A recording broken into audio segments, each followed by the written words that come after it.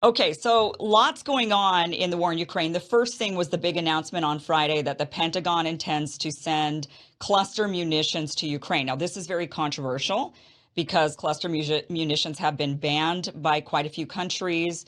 There was a kind of what was it? It was like a treaty that was signed. Though the United States did not sign this, neither did Russia, to ban cluster munitions. Tell us first of all, what are cluster munitions? Why are they controversial? And what is the significance of the U.S. wanting to send these over to Ukraine?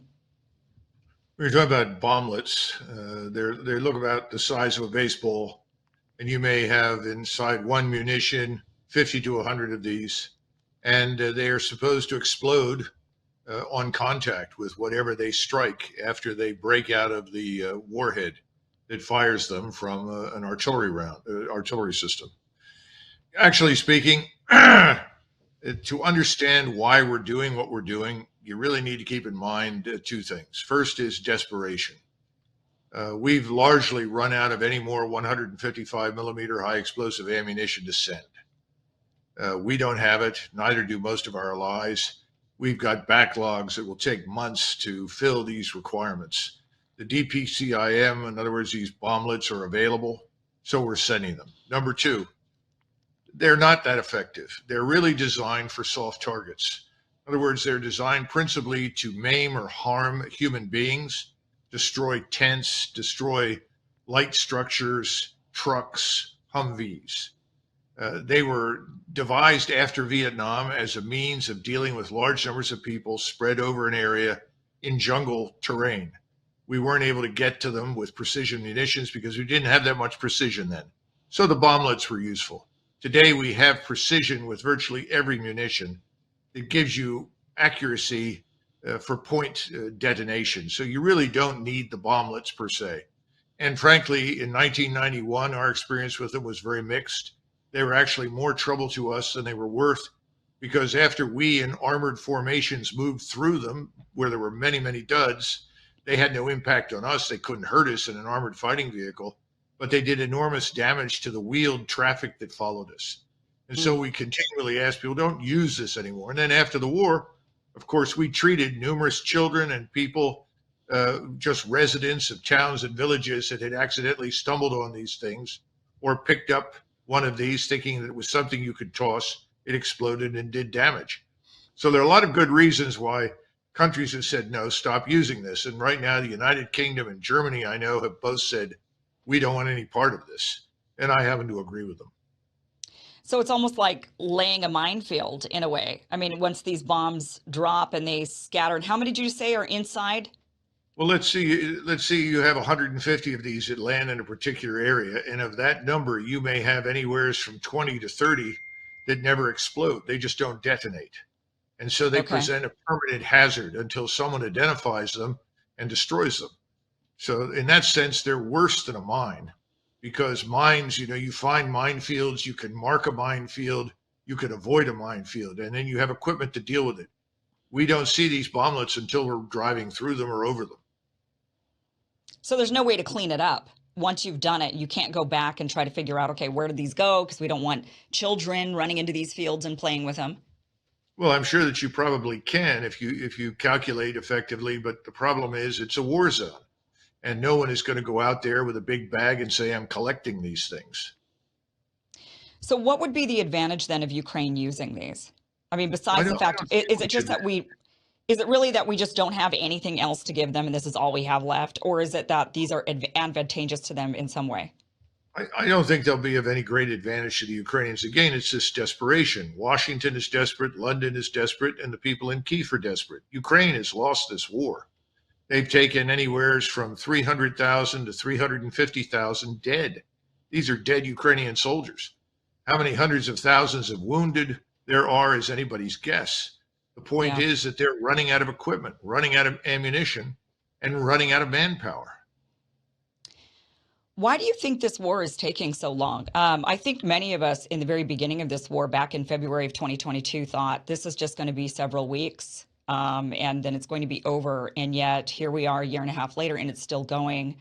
What do you think the reason is for that? I think there are two reasons. First of all, most of us thought that the Russians would go into Ukraine with a vengeance, that they would effectively destroy Ukrainian units in their barracks. They would pulverize anything they ran into, and they would try to rush through whatever lines they encountered to come to terms or close combat with the Ukrainians. The opposite was the case. Putin gave very strict guidance that there was to be little or no collateral damage. You were not supposed to shoot anyone unless you could identify them as a Ukrainian soldier. And he actually wanted to give as many Ukrainian soldiers as possible the opportunity to surrender. Well, the Ukrainians turned out to be very formidable. There were almost 400,000 of them that we had equipped and trained. And they decided to pull into towns and cities and effectively fortify themselves. This caused their ultimate annihilation because once you sit in a fortified place, you could be surrounded, isolated, starved, whatever, and eventually destroyed. So it didn't work, but it was something the Russians were not prepared for. And they also decided when they couldn't find anyone who would negotiate. Some of your listeners will remember that in late March, Ukrainian President Zelensky said that, well, I think we could probably live with neutrality, which was one of the key demands of the Russians. They just wanted a neutral state on their border, not a member of NATO. They didn't want to see U.S. missiles show up in eastern Ukraine that could threaten their own nuclear deterrent. Well, ultimately that failed because Boris Johnson flew in from London with instructions from Biden to make sure no agreement was reached. Mm-hmm. So suddenly the Russians are standing and saying, well, this is going to drag on now. We only have about 220,000 men in our army. We have about 134,000 draftees. This isn't going to work. So they went over to the defensive. They tried to occupy all the territory that was essentially Russian in terms of population, which they've done. But then they said, we can't continue this. We need more forces. So they went on to the defensive. They conducted this as an economy of force mission and let the Ukrainians essentially smash themselves to bits trying to defeat the Russian defenses. That's why it's taken so long. Yeah, and the counteroffensive right now with Ukraine is not going well. In fact, Zelensky even said, he admitted this on Wednesday when he was talking to the BBC. He said that the counteroffensive is slower than desired. And he said some people believe this is a Hollywood movie and expect results, but it's not. So they're not going very well. From their perspective, from the Ukrainian perspective, how much longer, I mean, even with these cluster munitions, how much longer can they go? What would they need? I mean, are we talking like the next step is nukes? No, I hope not. And I don't think there's any evidence that the Russians would launch any nuclear weapons, or for that matter, I don't see any evidence that we will. We both understand the consequences. There's no such thing as a small nuke. You know, you explode a tactical nuclear weapon, 5 kilotons or less. Everybody's supposed to stand around and say, oh, well, don't worry about that. That's a small nuke. No, what happens is that everybody says, we better use what we have before we lose it, and you get Armageddon. I don't see that happening. So, no, that's not the answer. The second thing is Ukrainians, as I said, are running out of ammunition, people, equipment. They're losing everything that we send to them faster than they can employ it effectively. And you can't build an army on the fly. You have to have an organization in place, an institution. Those things never existed. So the Ukrainians at this point will continue to try and demonstrate that there's life left in them. But the truth is, if the Russians attack, they'll be swept away. And they know that. They will die in a hail of incredible artillery fire, rocket fire, missile fire, and they'll be overrun by hundreds of thousands of Russian troops. So the question is, what happens in Vilnius at this meeting? Are we finally going to come to terms with reality? Will we negotiate an end to this, or do we force the Russians to do what they really don't want to do, which is attack? I mean, they'd like to end this war without a terrible bloodbath beyond what already exists. Okay, but you know the military-industrial complex, the hawks, the warmongers, they've been saying there is no way we can let Russia win. And first of all, you know, what is Russia winning? So could they maybe spare themselves by spinning it and saying, okay, Russia can keep the land that they've already basically taken at this point, and this somehow they can, is there a way to spin that as a loss for Russia so that we can get out of this? Because I don't know how we're going to get out of this when they've been saying this whole time, Russia cannot win. We must ensure they lose. Look, there are two realities here. One is that the European populations, even the Polish population, is opposed to direct war with Russia. So there's no appetite to go in there with large numbers of US or European forces. Now, the Poles and Lithuanians are talking about trying to do something independent of NATO. That Mm. won't work. The Russians will regard that as a NATO threat and they will be destroyed. So I hope someone with a clear head puts an end to that nonsense. The second thing to keep in mind is most Americans don't care. They're not even watching. They've got their minds focused on all sorts of domestic problems. So the notion that if the president were to announce the Ukrainians have given all they can, it is time to end this tragedy. There is no point in any further loss of life. I think most Americans would say, well, that's great. They Yeah. don't care. It's the people in Washington that don't want to admit that they were wrong. All of their assumptions from the beginning were wrong. The goal of destroying Russia and forcing Putin out of office was ridiculous. It was silly. And we're now out of ammunition. And we don't have the forces to send in there. The Russians Yeah. have 300,000 troops in reserve ready to attack. We have nothing like that. But doesn't it make us look bad? I mean, here we are saying, flexing our muscles, saying we're the mightiest military in the world. And now, if Russia ends up ultimately winning, yeah, I mean, Well, what Chris, does that say for us? it's a little late. We look ridiculous as it is, in my judgment. I mean, if you Hmm. go walk the streets of Berlin a year ago, people were saying, oh, well, this is terrible what the Russians have done. Now on the streets of Berlin, people are saying, what, are the Poles insane? Are the Americans insane? We don't want a major war in Europe and we don't need it. And remember that before this began, Russia had a very small army. Now it has an army of at least 750,000 with brand new weapons ready to strike. I mean, the Russians have practically mobilized the country. We're nowhere near that. It would take us months to catch up. It's time to be realistic. They have more in this game than we do. What happens in Ukraine is existential for them. Yeah. For us, it's like Cuba or Mexico. Hmm. But for them, it's everything. For us, Ukraine is nothing. We want the best for the people. That's about it. Or Yeah. And that's what we peace, should want. right. And peace, definitely ending this war and peace would be the best thing for the Ukrainian people. Is Lindsey Graham an idiot? And I Is that a ask trick this because, question? well, here's the thing. So he has tweeted out saying, I will be working with Republicans and Democrats in the Senate to pass a resolution urging the admission of Ukraine into NATO. The best way to prevent future wars, the best way to prevent future wars and promote peace is to create security guarantees that make aggressor nations think twice before starting wars. Ukrainian NATO membership is vital to the future security of Europe and the world. I believe there's an overwhelming majority of senators supporting this proposition, he says. But he's now facing rebuke from Republicans in the House and the Senate because they're saying, no, no, no, no, no, this isn't actually what we want. Why is Lindsey Graham so out of step with the rest of the Republicans? Is he just more bought off by the military industrial complex than the rest, or what's the deal here? I think you always need to identify the donors. There are major donors out there, oligarchs in the Western sense, Hmm. billionaires, Zuckerberg, Gates. There are many, many others beyond that. Look at the hedge fund managers that are billionaires. Where does their money go? What do they want? We have a ruling class that hates Russia, that wants to destroy it, then wants to strip it of its resources and exploit it for profit. That's what it's about. He's simply saying what his donors want him to say. Now, he's a combat lawyer, remember? So he understands everything there is about warfare. He's been under fire many times. He knows what it is like to watch American soldiers die or be wounded in foreign lands, doesn't he? No, he doesn't. The second part is that the rest of the world right now looks upon us as the aggressor. Most of the world sees what Russia is doing and doesn't see it in those terms. If Russia were the aggressor, things would have been different right now in Ukraine. That place would look like a parking lot, and the Russians would be well on their way to the Polish border. That hasn't happened, and that's not what the Russians want. The Russians, especially Mr. Putin, wants to be able to live with his neighbors when the war ends. We don't seem to care about that.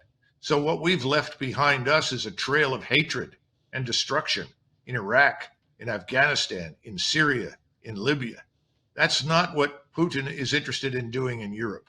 So that's why the whole notion of, well, if we don't stop the Russians now, they'll go straight through. That's a lot of nonsense. This is 2023, not 1903, not 1983. The world really is different. We need to look at it through a different lens. Yeah. One other thing I think why Lindsey Graham is kind of an idiot in pushing for this is that it would be in the Republicans' best interest if this war ended under Biden, right? I mean, we saw what happened with the withdrawal of Afghanistan. That was a disaster for Biden. It was done in a very disastrous way. Many of us, I mean, I definitely wanted to see the end of that war for sure, but didn't like the way it was handled. This would be a gift to Republicans if this ended under Biden. And it was like, look at Biden. He's failed us completely, rather than rolling this into the next administration, which very well would be a Republican administration, many of us believe, and then having to have the Republican end it. And then look who Russia wins. I mean, it just seems like you'd want to back down now as Republicans, you would think would want this. But my question is, you've been in the military for a long time. You were on the battlefield. How does the United States move forward with this military, the military industrial complex? How should we re-envision? Because we're not winning. We can't even beat the Taliban, a bunch of people in the, random fighters in mountains. We're not winning wars. We haven't won wars in so long. And now here we are, another mistake. What is the future for the military for the United States? Our military is at a low ebb. We spend more money than anyone else in the world. In fact, more money than the top 10 powers in the world on defense. We believe that if you shove enough money into the Defense Department, you're going to get competence, capability, military power out of it. That's not true. Can we have 44 four-star generals on active duty? 44 generals and admirals, 4 stars. We have 1.12 million people under arms. In 1943, we had 12.2 million under arms. We only had 7 4 stars, generals and admirals. One wonders how we possibly won the Second World War with only 7 4 stars. Aren't we lucky that we have 44 today? What's my point? My point is this is a bloated bureaucracy. The numbers of people who actually deploy and fight are minimal. And now we have destroyed morale. We're undermining discipline with all of this wokeism and nonsense. The military has been turned into a social experiment. It's designed to make people in Washington happy, and they think it's making their constituents happy. Oh, look at my daughter, Susie. She's a warrior. It's a lot of nonsense. We're living in a fantasy world. The Russians would go right through us. Let's wake up. They're serious. We're not. So what has to happen? We've got to go after this military establishment. It needs to be reduced. And then we need to come to terms with another reality. The defense industries are businesses. It's in their interest to make as much money as possible. Who's watching it? Nobody. Nobody's questioning anything because people on the Hill are pocketing a lot of cash by going along with bad programs and bad policies. So the whole military establishment needs to be reduced. You've got to get it back down to a lean fighting machine. Then you can begin really reforming it, reorganizing it, and changing the way we command and control it, the way we recruit for it. That's going to take us years. It will take us 5 to 10 years to recover, I would say, from the last 20 years, and certainly from the last 2.5. Yeah, well, I mean, definitely many of us want to see a reduction in all of this, but I don't know how we're gonna do that since it is business and people are out there making money and they've got jobs and billions Well, of dollars in the pocket. Nassim Taleb tells us that we're staring financial Armageddon in the face. Yeah. I would listen to Nassim Taleb and what he says. I would listen to James Ricards. These are people who are warning us about printing money and raising interest rates. They're warning us about the use of monetary policy to fix structural problems in the economy. Can't be done. Something's got to give. And we haven't even talked about the border. We haven't talked about the rule of law, the criminality in our cities. What are we doing in Ukraine? There's nothing there for us to do. Everything that we need to do is here at home. And most of the world is eminently capable of defending itself. And contrary to popular belief, there are not large armies, navies, and air forces in China and Russia just waiting for the opportunity to invade somebody else. Nothing could be further from the truth. I want to wrap up now by talking about Prigozhin. What in the world is going on with this? So we saw a mutiny, a supposed mutiny that lasted a day or less than a day. We did see airmen killed, maybe about a dozen of Russian airmen. Nobody was arrested for that. There didn't seem to be any repercussion for those lives lost. Prigozhin then was supposedly exiled into Belarus. Lukashenko made a deal and brought him over to Belarus, supposedly. But now we're hearing reports that he actually met with Putin 5 days after this supposed mutiny. And he's now apparently roaming free in Russia. I mean, they're saying that he's been spotted in Moscow, he's been spotted in St. Petersburg, that he's just, Lukashenko said he's not in the territory of Belarus. So he's even said he's not here. And he's been spotted all over Russia. So what in the world? What happened and what is going on? Was this just a ruse? Was this real? Because now I'm starting to think the whole thing was a plot to maybe root out treasonous generals on the Russian side. Well, I think Prigozhin is a natural reality TV star. And I'm sure someone in Hollywood has got his number and will find a way to bring him over so he can have his own reality TV show. The man's very entertaining, but he's not stupid. And the second part is that some of it was real, but a lot of it was not what we thought it was. And there is some evidence that it may have been staged, but I can't tell you that because I don't have access to the kind of intelligence that would substantiate it. What we know is it was not an uprising. We know it was not a coup. Nobody joined Prigozhin. Nobody. People saw what Prigozhin was doing, and people had heard him before. And what did he say? We're not fighting this war the right way. That's his criticism. These generals at the top are slow, old men, grandpas. They don't want to come to terms with what's out there. Let's go crush these Ukrainians. That made him enormously popular in Russia. And he said he wanted to get to Vladimir Putin and explain to him he's got to change things or we will drag this war out longer than we want to. So what did he do? His forces were not in contact with the enemy. They were in reserve. He went down to Rostov, the theater headquarters. He had a discussion there with one of the deputy commanding generals.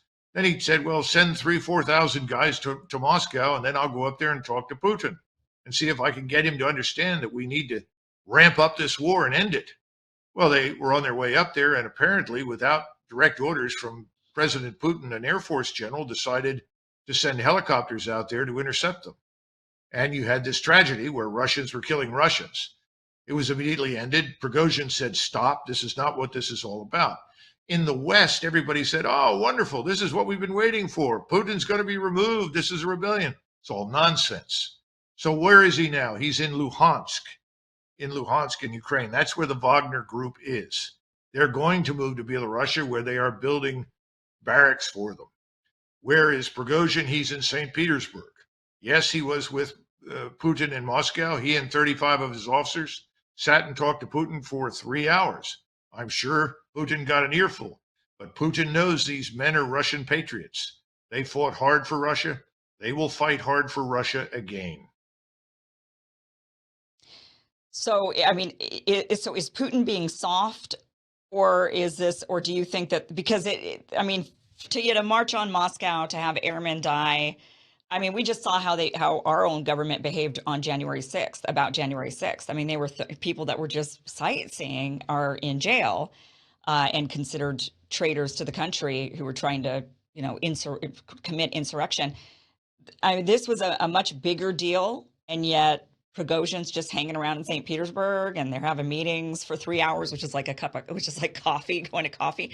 I mean, or do you think that maybe this was a little bit different than the way we're interpreting it, at least the way the West interpreted it? During World War II, George Patton frequently spoke out and was very critical of the conduct of the war by Eisenhower and others. Sometimes he used names, sometimes he didn't. When he slapped a soldier, there was an opportunity to take Patton completely out of the war, send him back to Washington, reduce him in rank, and so forth. What did we do? We didn't do that. We didn't do it because Patton was effective and Patton was very popular. We had similar problems with MacArthur. Eventually, Truman removed MacArthur, and that was hell to pay in Washington when he did that. Not because they didn't think MacArthur had spoken out of turn, and he had, but because he was a national hero. Everybody loved him. He delivered victory at Incheon. They didn't like the way he was treated. Putin avoided all of that. He avoided all of it because he knows the Wagner Group has utility, it has value. They're a niche capability. They're very good in urban operations, very good at digging out the enemy in critical places. That's what they demonstrated. So was this staged? It may have been. I don't know. But I do think we're going to see a shakeup in the senior ranks in the high command. And I think a decision will come after this meeting in Vilnius, depending upon what comes out of that, regarding what the Russians do next. And they're positioned right now to launch a devastating offensive.